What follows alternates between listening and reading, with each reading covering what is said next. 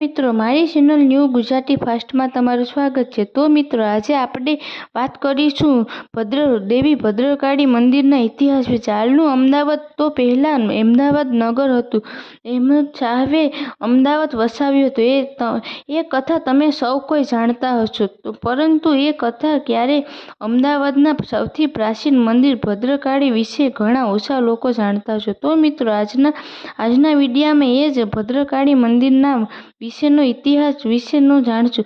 ભદ્રકાળી મંદિરની સ્થાપના મહંમદ શાહે કરાવી હતી। ત્યારે પહેલા લગભગ 1000 વર્ષ પૂર્વે દેવી ભદ્રકાળીના અમદાવાદમાં બિરાજમાન છે। કર્ણદેવે જ્યારે કર્ણાવતી નગરીની સ્થાપના કરી ત્યારે તેની સાથે નગર દરમિયાન દેવી ભદ્રકાળીના મંદિરની સ્થાપના કરી। મોગલોના શાસન દરમિયાન મંદિરને નુકસાન પહોંચાડવામાં આવ્યું હતું। મૂર્તિઓને પણ તોડી નાખવામાં આવી હતી। તે તેમનું પરિણામ તેમને ભોગવવું પડ્યું। મોગલોએ મંદિરને નષ્ટ કરી નાખ્યું ત્યારે ભદ્રકાળી માની મૂર્તિ ભદ્ર કિલ્લામાં સંતાડવા દેવામાં આવી હતી।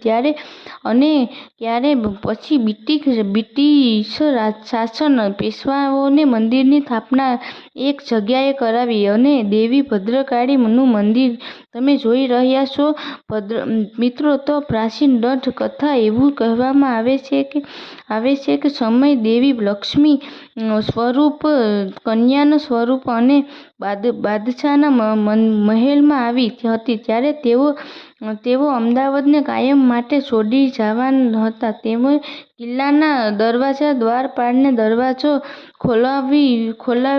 ખોલવાનું કીધું ત્યારે દરવાજા દ્વારપાળે વિનયથી પૂછ્યું, એમનો પરિચય પૂછ્યો અને આવવાનું કારણ પૂછ્યું। ત્યારે દેવી પોતાને લક્ષ્મી જણાવી અને સાથે તેઓ નગર છોડીને હંમેશા માટે ચાલ્યા જવાની વાત પણ જણાવી।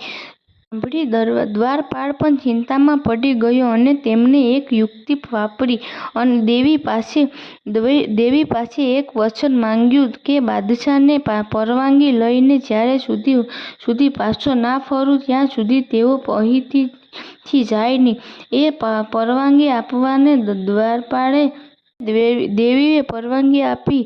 દ્વારપાળ બાદશાહને આ વાત કહેવા માટે ગયો, પરંતુ દ્વારપાળે પોતાનું માથું ધરતી અલગ કરી અને મૃત્યુને વહાવી લીધી, જેના કારણે એ પાછો ફર્યો નહીં અને દેવી પણ હંમેશા માટે નગરમાં રોકાઈ જવું પડ્યું। તો મિત્રો, આ દ્વારપાળનો પાળિયો પણ ભદ્રકાળી માના વિતરણમાં આવેલો છે। તો મિત્રો, આજનો ઇતિહાસ આવા જ ઐતિહાસિક વિડીયો જોવા મારી ચેનલને સબસ્ક્રાઈબ કરો, લાઈક કરો અને કોમેન્ટ કરો।